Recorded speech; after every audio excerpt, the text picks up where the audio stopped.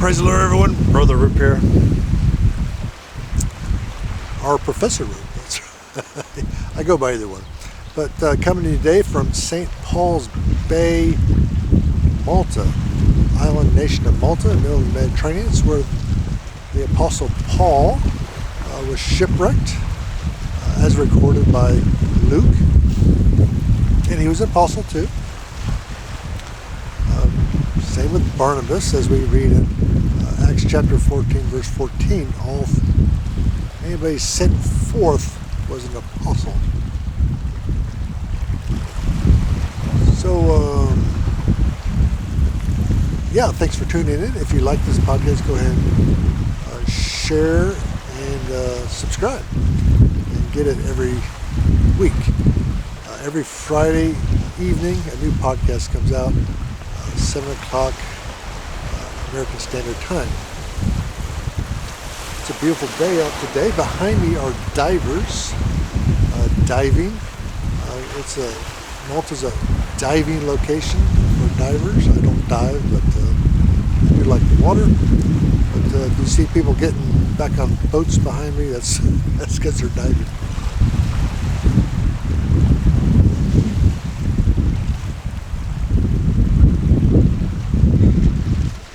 So, Acts chapter 14, verse 19, we found out the Jews from Antioch and Iconium had followed Barnabas and Paul and Luke, followed them to Lystra, and they stoned Paul. Luke records that they stoned Paul, but he doesn't say how they did it or what happened, or the circumstances involved. Did they catch Paul by himself? None of the other disciples were stoned. So I'm thinking they caught Paul while he was by himself. They traveled a great distance to stone him. So, but people back in those days, they still are. This region are very, very hot-blooded. They're hot-blooded people, and they get angry fast, and they want to do something violent to you.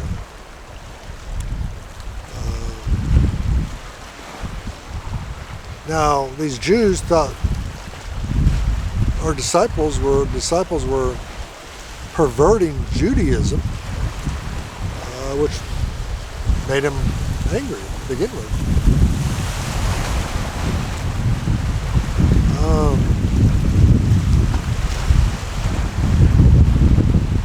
That's kind of a reason why they're angry, but must have become violent. These Jews got violent. They stoned Paul, which for blasphemy is the appropriate penalty in the Old Testament.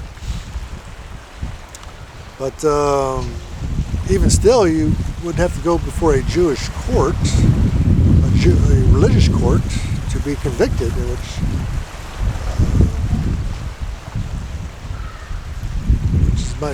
what had happened. Luke doesn't really get into that. But apparently they caught Paul by himself. Maybe our disciples were doing something else, getting some food, doing something else, but they weren't touched. And apparently, either they saw these Jews dump Paul's body outside of town, or they probably heard about it. So they went out there and found him. As they were standing around looking at him, he jumps up and brushes the dirt off himself and goes back into town. That's an interesting story. It's an amazing story. So Luke says Paul got stoned. I'm thinking maybe a couple stones hit him, but one hit him in the head and knocked him out. Or maybe he fell down and hit his head on a rock and he got knocked out.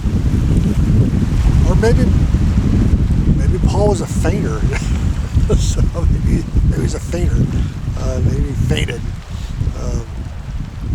But regardless, either was a great miracle.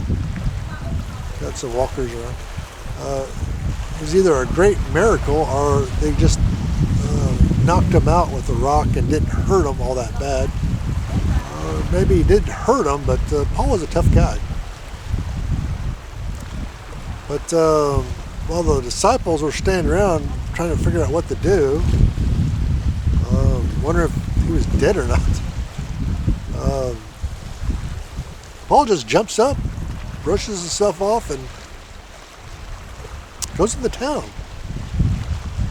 Yeah. And he goes back in the town where they stoned him.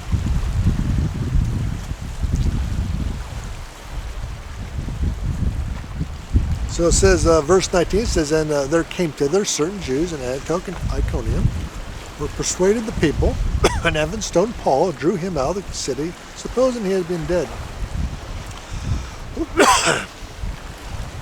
So these people, the locals, who probably hours, maybe days earlier, witnessed Paul laying hands on this man crippled from birth. And this man gets healed by the power of God. And they wanted to sacrifice a bull to Jupiter because of it. Because they thought they were Jupiter and Mercury. And but the Jews came and persuaded that Paul was a bad guy. Even though these people thought he was a god and wanted to sacrifice to him and saw a great miracle. How can you persuade somebody who laid hands on a man crippled from birth and he gets healed? How can you persuade those people that he's a bad guy? Well, they did it. I don't know how they did it, but they were persuasive. They convinced the local population that was hailing Barnabas and Paul as heroes, and convinced them that now they're zeros, so they're bad guys. And so Paul gets stoned, probably grazed with one stone, got knocked out. And those people were doctors.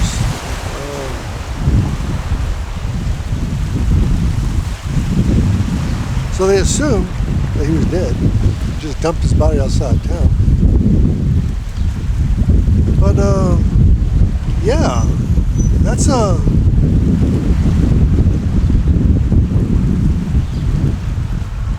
really tells me these people were country bumpkins, which they were. Both Lystra and Derbe were market towns, as the scholars of the day mentioned it. Categorized these two towns. The Romans had problems with the locals in that area, so they built two forts, one in Lystra, one in Derbe, and they were relatively close together. And they had some troops posted there just to keep the locals in line. A visual threat. So these locals, yeah, they were a bunch of country bumpkins, and they were easily persuaded that Paul was not Mercury, but was a bad guy who needed to be stoned. So apparently they helped the Jews stone Paul.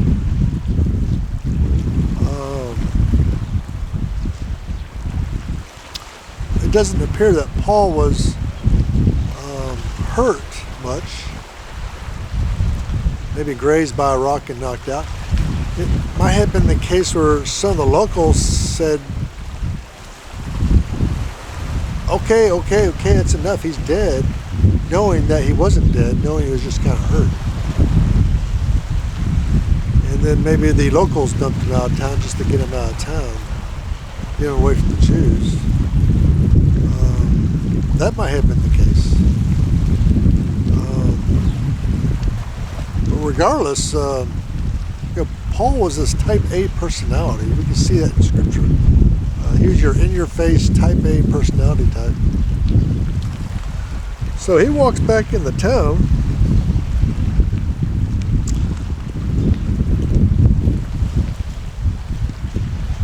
In verse 20, Acts chapter 14, verse 20, it says, Howbeit, as the disciples stood around him, he rose up, came into the city, and the next day he departed with Barnabas to Derbe.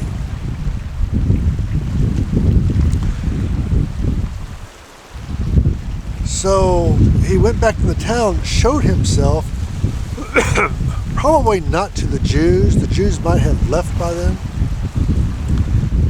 Showed himself to the new converts and say, look, God has miraculously protected me, or he miraculously healed me. Maybe he said I was dead and I came back to life. I don't know. But he showed himself, probably the new converts. I'm sure everywhere Paul left, he left a small church. And so he showed himself to new converts, proving he wasn't dead. Probably didn't parade himself around town too much, or the Jews would have came back. So, 22 says, confirming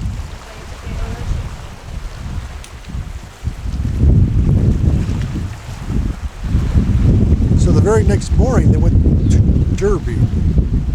As I said previously, Derbe was just like Lystra. It was a market town built around a Roman fort. Roman fortification where a small group of soldiers lived and worked, practiced. Same thing as Lystra. But Derbe wasn't that far away.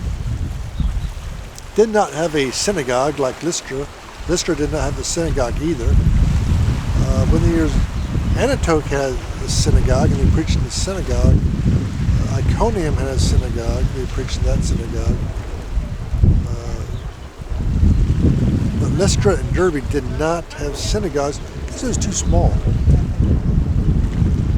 It just wasn't big enough for a synagogue. But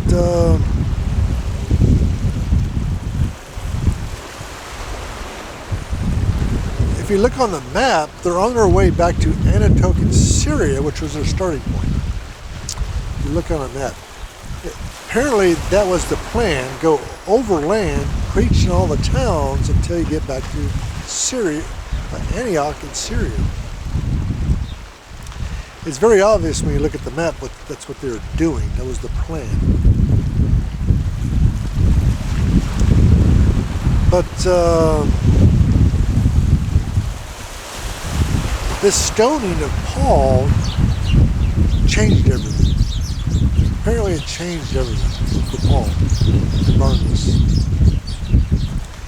So they went to Derbe, Acts chapter 14, verse 21, it says, and when they had preached the gospel in that city and had taught many, they returned again to Lystra and to Iconium and to Antioch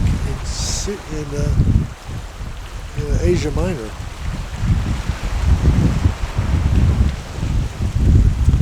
So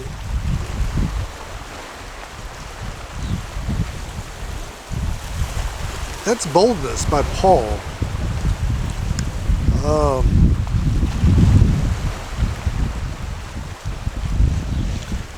If you look at it from a human standpoint, it wasn't very wise. Because you're really poking the bear then. Maybe he wanted to show himself in front of the Jews that stoned him that he wasn't dead. He certainly wanted to visit the churches he started, the new converts, and make sure that they knew he wasn't dead. Because I'm sure the Jews went back to Iconium and Antioch and then bragged about what they did to Paul. I'm sure that's what they did. So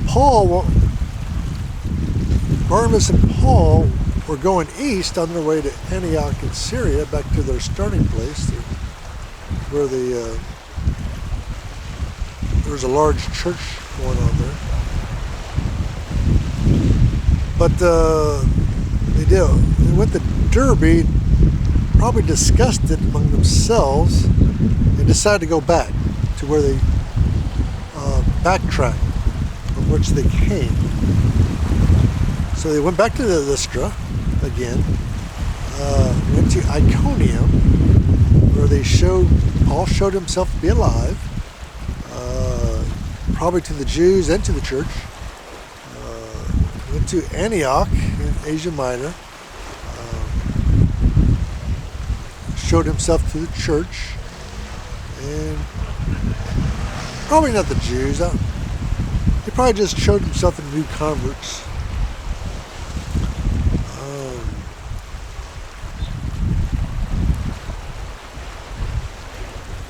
Iconium was a pretty large city, about 100,000 people. No, about 50,000, sorry. Had about 50,000 people. It was a good-sized town, so he went to the church, showed himself alive to the disciples there, and then went to Antioch in Asia Minor, which had about 100,000 people. Maybe a little more, a little less, 80 to 100,000 people. Good-sized cities. So they could have came at night and showed themselves to the disciples there, to the new converts of the church, that he was okay, and strengthen churches, maybe teach a little bit, and then move on. And that's apparently what he did. That was apparently it. When they went to Derbe to preach, they discussed it among themselves, decided they would backtrack. Instead, continued on the east, and turned around and went back west, northwest, back to the cities that they preached in. And strengthening the new converts is important. Even for churches today, strengthening new converts is very important. If they had heard that Paul got stoned to death, they probably would have lost confidence in the Lord and got disillusioned and probably would have quit. And lots of new converts do that today. They get saved at church, they get no discipleship, and then the devil takes them away, either through tribulation or through enticement. And so it's always important that you disciple new converts and keep them strengthened, and make sure that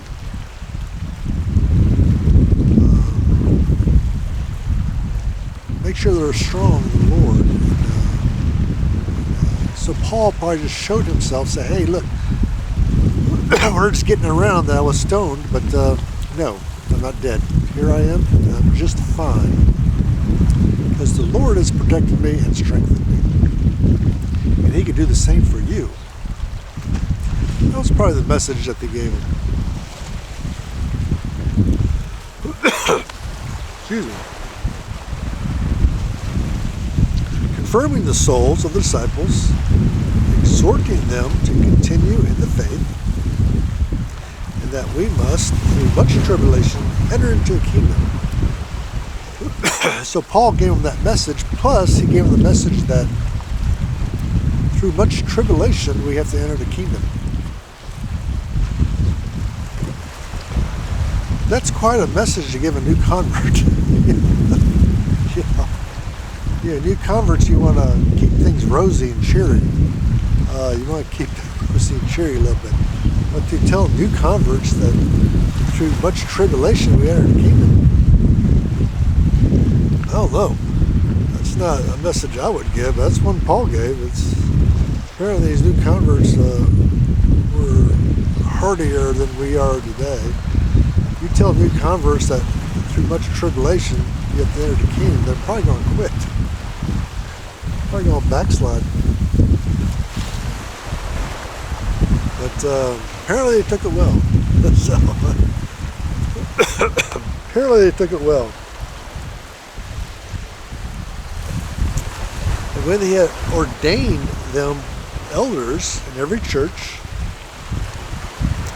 and had prayed with fasting, they commended them to the Lord in which they believed. So they ordained them elders.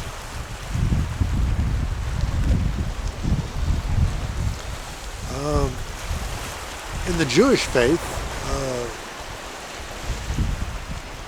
you have a rabbi that leads a synagogue, but you have a court of elders.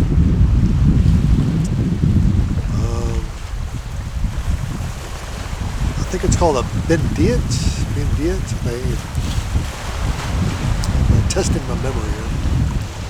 But they have a Jewish court. Usually have 3 rabbis, 3 elders.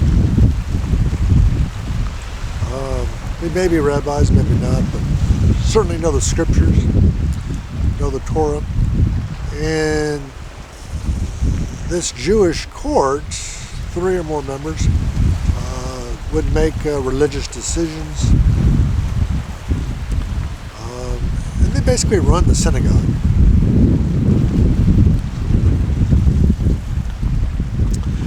Kind of like a Presbyterian church. You know, Presbyterian churches are run by the presbyters, or the elders of the church. Presbyterian ministers, he just preaches on Sunday. So it's the elders that run the church. And so the early church was run by elders, kind of modeled after Jewish synagogues. And yeah, the early church was made up of Jews, so it makes sense. You would organize a church kind of like a synagogue. You know, it makes sense. So that's what they did. They ordained elders to run the church.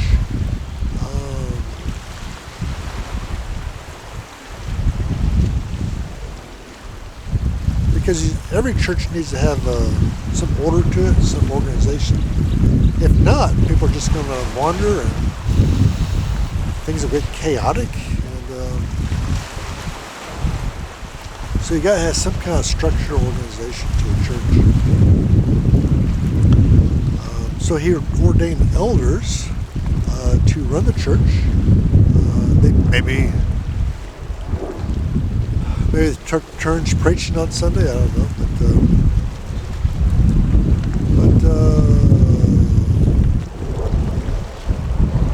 organization is a good thing. Now, organization can, if prideful men are in charge, organization can not be a good thing. You can keep good people out. Your church can become a country club if you're not humble in serving God in that position.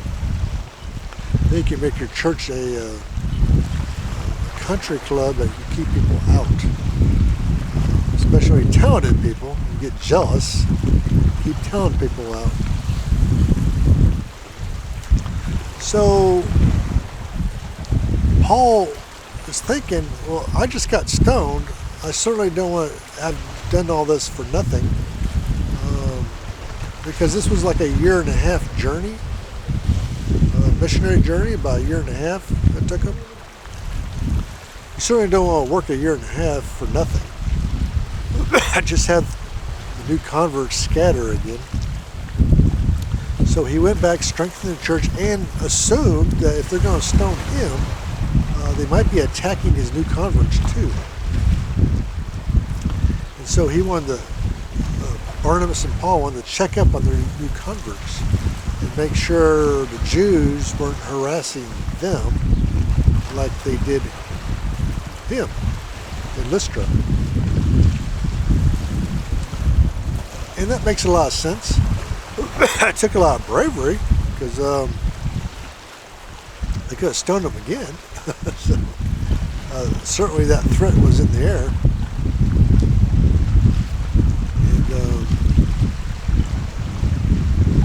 And shows what Barnabas and Paul, what they were made of. They were made some tough stuff.